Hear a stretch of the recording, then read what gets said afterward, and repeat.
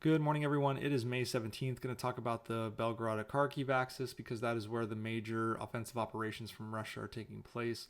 Going to go ahead and zoom in here and take a look at what's happened. In the last 48 hours or so, there hasn't been a lot of movement. Russia has gained a small amount of territory, but their efforts have largely petered out. There is no more combat capability within this region without a major replenishment of casualties and destroyed equipment that is going to take any more territory heading towards Kharkiv.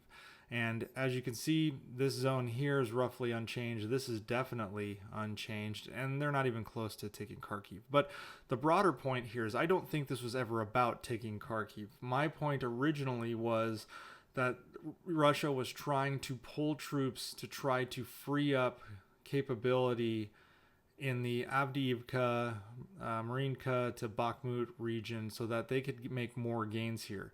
Russia's goal is to take this blue area, not so much take Kharkiv at this point. They just can't do it. They don't have the capability. And even Putin himself has admitted this somewhat. Now, he's not admitting that they're trying to pull Ukrainian troops so that an additional push can be made in this Bakhmut to Marinka, Avdiivka area, because that would be Putin admitting that he needs to redeploy troops to make his military effective in a specific area. That would show weakness. But really what he's doing is he's now claiming that this was never about trying to take Kharkiv, this whole offensive coming out of Belgorod. What he's saying now is it is a buffer zone. There is a buffer zone being created here in these zones to protect Belgorod. And I say that's a great after the fact excuse, but I don't think that was the original intent, and their current operational stance does not lend to creating a very good buffer zone here because it leaves open the E105 highway, which is right here and runs to Belgorod. It leaves open this highway, which can get to Belgorod. So what we're seeing is Russia making an excuse and Putin making an excuse for why this failed catastrophically, why they they took massive losses here, thousands of troops, hundreds of pieces of equipment, trying to create essentially a buffer zone that was two small zones. For a true buffer zone to work, it would have to run at least from here along the border all the way down, all the way to here. These two little zones just ain't cutting it as a buffer zone.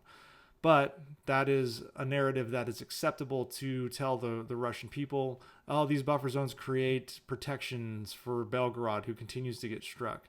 I would bet that Ukraine is going to prove here in short order that these buffer zones are working essentially zero and are going to strike Belgorod again. And Russia will have to scramble to change the narrative yet again.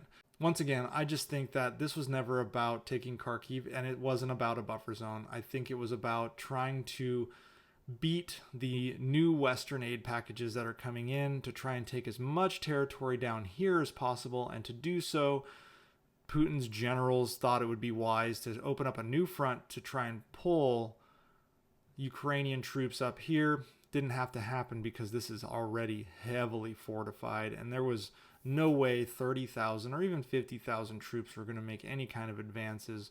The redeployed reserves that helped defend Kharkiv and this whole area right here came from the Ukrainian interior. They weren't redeployed from the front lines, so essentially nothing changed. In fact, President Zelensky just said recently that for the first time since the war began, all Ukrainian brigades are full up on artillery shells. They do not lack artillery shells.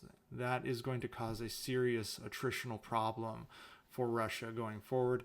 And if Putin was trying to relieve pressure in the Donetsk, Bakhmut, Marinka, Avdiivka region before it got there, he has run out of time.